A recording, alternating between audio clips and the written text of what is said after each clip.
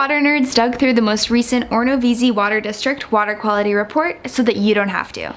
Make sure to comment below to suggest which city our water nerds should tackle next. Let's start with lead. In recent years, Orono has had a big problem with lead in drinking water. Lead enters tap water through old lead service pipes and lead-containing plumbing.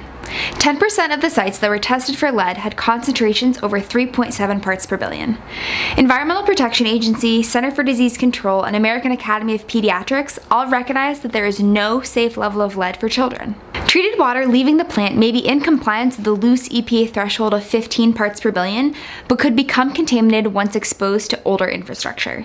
Additionally, municipalities are only required to test a handful of homes every few years, so the levels reported in Orono-Veazie's annual water quality report may not reflect the lead levels in your tap water. Houses built before 1986 were most likely built with lead plumbing and lead fixtures.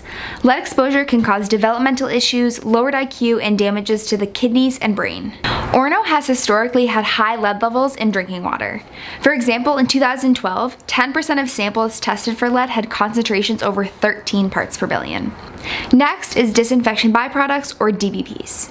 DBPs are formed when the chlorine-based disinfectants that are routinely added to the water supply react with organic matter. They are split into two categories: total trihalomethanes and haloacetic acids. Water samples were collected and tested for DBPs from 1215 State Street and the University of Maine Student Union. At the State Street location, concentrations of haloacetic acids averaged 9 parts per billion and 33 parts per billion at the UMaine Student Union. Concentrations of trihalomethanes averaged 64 parts per billion at the State Street location and 36 parts per billion at UMaine. For a bit of perspective, EPA's maximum contaminant level is 60 parts per billion for haloacetic acids and 80 parts per billion for trihalomethanes. Disinfection byproducts are a category of emerging contaminants, which means they have been detected in drinking water, but the risk to human health is unknown. Regulatory agencies have very little knowledge about the adverse health effects of DBPs and their toxicity.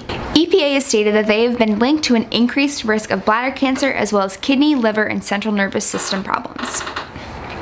Orono, thank you so much for watching. If you have any questions about this report or anything else water related, drop us a line at hello@hydroviv.com or visit hydroviv.com and use our live chat feature. Thanks again.